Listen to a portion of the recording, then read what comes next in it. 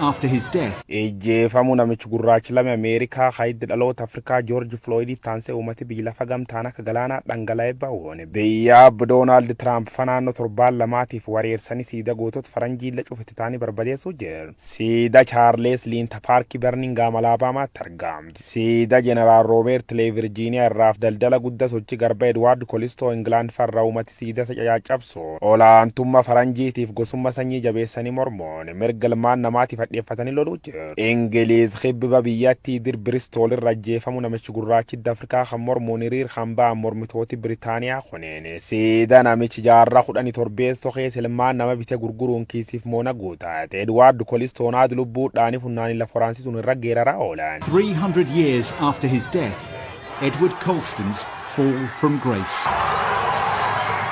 Namichi humbar kudhan ija 31 haga 17 addunyaa kana jiraat. Miseensman mari Ingilaandiif daldal garba guddettor. Elmaan nama korii taadit bitaa gurgura waan tureef qabeenyi isaallee nagin qaba. Faranjiin kabajja siida midhaaddu dir Biristool keessa dhaabdee fitor. Waggoo 300 oliif warri mirga gurraachaati falmisiidaan nam kan akka buqqifamu qabdi jabeessanii gaafatanis nami isaan dhagay tokkolleen akka hin jiraatin gabaasi CNN'if Washington Post faan barreessuu jiran mul'e. Dhoomerratti jeefamu namichi gurraachi lame Ameerikaa kanatti taanse dhaadannoo Black Lives Matter jettuun hiriir kan ba'an mormitooti Biritaaniyaa gamtaan siida nam kana buqqisuu lafir gangalchaa ooluun awwaal keessatti hirasa kabaj dhowwatan. Siida isaallee lafir dhiita gingilchaa ooluun galaan kee buusanii bishaanii nyaachisan. Kaan namichi siidaan isa Ameerikaa keessa diigam Jeneraal Roobeert Edwaard Lee jedhama. Bara 18 bar 1870 lubbuun biilafatanir jiraat. Namichi kulloltu waraan Ameerikaa beekama yommuu ta'u bara wali bu'insi waraa waliin Ameerikaa sun irra horm waraan gamta kuta bulchiisa Ameerikaa ta'uun eeginam gataa ba'een booda bar 1870 carraan du'a kutameef biilafatan irra godaan. Ajajaan loltu kuta bulchiis Virgiiniyaa kun ogummaa yookaan mal waraanaatiin jabdu faarfamaa kan ture yommuu ta'u olaantummaa warra jabeesse waan faarsuuf Ameerikaa kuta bulchiis Virgiiniyaa siida dhaabaniif akka jaba daawwachaa ba'an. Amma waggoota baay'een booda faranjiif gurraachi wal gargaaruun siida yakkamtootaaf cubbamtoota kabaj dhowwuun of tuultota salphisuu irratti argama. This had begun as a Black Lives Matter demonstration,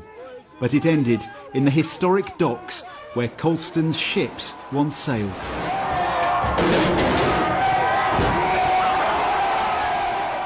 Ilmaan nama barjireen isaanii waan dansa hojjannaan namu bira jabeeffamanii faarfamuun barbaraanonni namoota hunda keessa kabajaan jiraatu. Tokko kabajanii kaan salphimnaan guyya isaanii eeggat malee salphachuun isaanii mirkaan. Biyyoonni guddatan uummatu fi gammachiisuuf yookaan gara qulqulloomsuuf siida horiin guddaan itti caccabsuuf murteessu. Gariin immoo war kabajin malleef kabajan ilmaan nama lubbuun jiran caalchisuun madda dabartanam yaadachiisu. Celebrated as a merchant after his death. Ejjeefamuu namichi gurraachi lame Ameerikaa hayiddi dhaloota Afrikaa George Floyd taanse uummati biyya lafa gamtaan akka galaanaa dhangala'ee ba'uun biyya Doonaald Tiraamp fanaannoo torbaan lamaatiif wareersanii siida gootota faranjiilla cufatti taanii barbadeessuu jiru. Siida Chaarles Liinta Paarkii Birmingham Alaabaamaatti argamti. Siida Jeneraal Roobeert Lee Virgiiniyaa irraaf daldala guddaa sochii garba Edwaard Kolistoo Ingilaand farra uummati siida caccabsu. Olaantummaa faranjiitiif gosummaa sanyii jabeessanii mormuun mirga ilmaan namaatiif hadheeffatanii loluu jiru. Ingiliiz hibba biyyattii dir Biristool irra ajjeefamuu namichi gurraachi Afrikaa kan mormuun hiriir kan ba'an mormitooti Biritaaniyaa kuneen. Siida namichi jaarraa 17 keessa ilmaan nama bitee gurguruun kiisiif moona guutaate. Edwaard Kolistoo naad lubbuudhaanii funnaanii lafa waraansiisuun irra geeraraa oolan. 300 years after his death,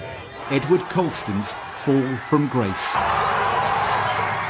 Namichi humbar kudhan ija 31 haga 17 addunyaa kana jiraat. Miseensman mari Ingilaandiif daldal garba guddettor. Elmaan nama korii taadit bitaa gurgura waan tureef qabeenyi isaallee nagin qaba. Faranjiin kabajja siida midhaaddu dir Biristool keessa dhaabdee fitor. Waggoo 300 oliif warri mirga gurraachaati falmisiidaan nam kan akka buqqifamu qabdi jabeessanii gaafatanis nami isaan dhagay tokkolleen akka hin jiraatin gabaasi CNN'if Washington Post faan barreessuu jiran mul'e. Dhoomerratti jeefamu namichi gurraachi lame Ameerikaa kanatti taanse dhaadannoo Black Lives Matter jettuun hiriir kan ba'an mormitooti Biritaaniyaa gamtaan siida nam kana buqqisuu lafir gangalchaa ooluun awwaal keessatti hirasa kabaj dhowwatan. Siida isaallee lafir dhiita gingilchaa ooluun galaan kee buusanii bishaanii nyaachisan. Kaan namichi siidaan isa Ameerikaa keessa diigam Jeneraal Roobeert Edwaard Lee jedhama. Bara 18 bar 1870 lubbuun biilafatanir jiraat. Namichi kulloltu waraan Ameerikaa beekama yommuu ta'u bara wali bu'insi waraa waliin Ameerikaa sun irra hormu waraan gamtaa kutaa bulchiisa Ameerikaa ta'uun eeginam gataa ba'een booda bar 1870 carraan du'a kutamee fi biilafatan irra godaan. Ajajaan loltuu kutaa bulchiis Virgiiniyaa kun ogummaa yookaan mal waraanaatiin jabdu faarfamaa kan ture yommuu ta'u, olaantummaa warra jabeesse waan faarsuuf Ameerikaa kutaa bulchiis Virgiiniyaa siida dhaabaniif akka jaba daawwachaa ba'an. Amma waggoota baay'een booda faranjiif gurraachi wal gargaaruun siida yakkamtootaaf cubbamtoota kabaj dhowwuun of tuultota salphisuu irratti argama. This had begun as a Black Lives Matter demonstration,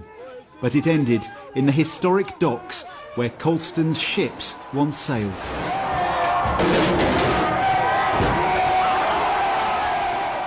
Ilmaan nama bar jireenyi isaanii waan dansa hojjannaan namu bira jabeeffamanii faarfamuun barbaraanonni namoota hundaa keessa kabajaan jiraatu. Tokko kabajanii kaan salphimnaan guyya isaanii eeggatu malee salphachuun isaanii mirkaan. Biyyoonni guddatan uumatu fi gammachiisuuf yookaan gara qulqulloomsuuf siida horiin guddaan itti bacacaabsuuf murteessu. Gariin immoo war kabajin malleef kabajan ilmaan nama ka lubbuun jiran caalchisuun mada dabartanam yaadachiisu. Celebrated as a merchant after his death. Ejjeefamuu namichi gurraachi lame Ameerikaa haiddi dhaloota Afrikaa George Floyd taansee uummati biyya lafa gamtaan akka galaanaa dhangala'ee ba'uun biyya Doonaald Tiraamp fanaannoo torbaan lamaatiif wareersanii siida gootota faranjiilla cufatti ta'anii barbadeessuu jiru. Siida Chaarles Liinta Paarkii Birmingham Alaabaamaatti argamti. Siida Jeneraal Roobeert Lee Virgiiniyaa irraaf daldala guddaa sochii garba Edwaard Kolistoo Ingilaand farra uummati siida caccabsu. Olaantummaa faranjiitiif gosummaa sanyii jabeessanii mormuun mirga ilmaan namaatiif fadheeffatanii loluu jiru. Ingiliiz khibba biyyattii dir Bristol irra ajjeefamu namichi gurraachi Afrikaa kan mormuun hiriir kan ba'an mormitooti Biritaaniyaa kuneen. Siida namichi jaarraa 17 keessa ilmaan nama bitee gurguruun kiisiif moona guutaate. Edwaard Kolistoon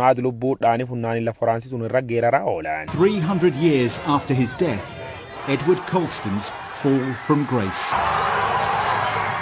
Namichi kumbar 1631 addunyaa kana jiraat. Miseensman mari Ingilaandiif daldal garba guddettor. Ilmaan nama korii taaditti dheebitaa gurgura waan tureef qabeenyi isaallee nagin qaba. Faranjiin kabajja siida midhaaddu dir Bristol keessa dhaabdee fitor. Waggoot 300 oliif warri mirga gurraachaati falmisiidaan nam kan akka buqqifamu qabdi jabeessanii gaafatanis nami isaan dhagay tokkolleen akka hin jiraatin gabaasi CNN'if Washington Post faan barreessuu jira mul'e. Dhoome irratti jeefamu namichi gurraachi lame Ameerikaa kanatti taansee dhaadannoo Black Lives Matter jettuun hiriir kan ba'an mormitooti Biritaaniyaa gamtaan siida nam kana buqqisuun lafir gangalchaa ooluun awwaal keessatti hirasa kabaj dhowwatan. Siida isaallee lafir dhiita gingilchaa ooluun galaan kee buusanii bishaanii nyaachisan. Kaan namichi siidaan isa Ameerikaa keessatti diigam Jeneraal Roobeert Edwaard Lee jedhama. Bara 1807 bar 1870 lubbuun biilafatanir jiraat. Namichi kulloltu waraan Ameerikaa beekama yommuu ta'u bara wali bu'insi waraa waliin Ameerikaa sun irra hormu waraan gamtaa kutaa bulchiisa Ameerikaa ta'uun eeginam gataa ba'een booda bar 1870 carraan du'a kutamee fi biilafatan irra godaan. Ajajaan loltuu kutaa bulchiis Virgiiniyaa kun ogummaa yookaan mal waraanaatiin jabdu faarfamaa kan ture yommuu ta'u, olaantummaa warra jabeesse waan faarsuuf Ameerikaa kutaa bulchiis Virgiiniyaa siida dhaabaniif akka jaba daawwachaa ba'an. Amma waggoota baay'een booda faranjiif gurraachi wal gargaaruun siida yakkamtootaaf cubbamtoota kabaj dhowwuun of tuultota salphisuu irratti argama. This had begun as a Black Lives Matter demonstration,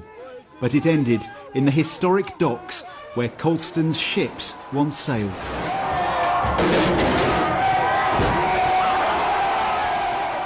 Ilmaan nama bar jireenyi isaanii waan dansa hojjannaan namu bira jabeeffamanii faarfamuun barbaraanonni namoota hundaa keessa kabajaan jiraatu. Tokko kabajanii kaan salphimnaan guyya isaanii eeggatu malee salphachuun isaanii mirkaan. Biyyoonni guddatan uumatu fi gammachiisuuf yookaan gara qulqulloomsuuf siida horiin guddaan itti bacacaabsuuf murteessu. Gariin immoo war kabajin malleef kabajan ilmaan nama ka lubbuun jiran caalchisuun mada dabartanam yaadachiisu. Celebrated as a merchant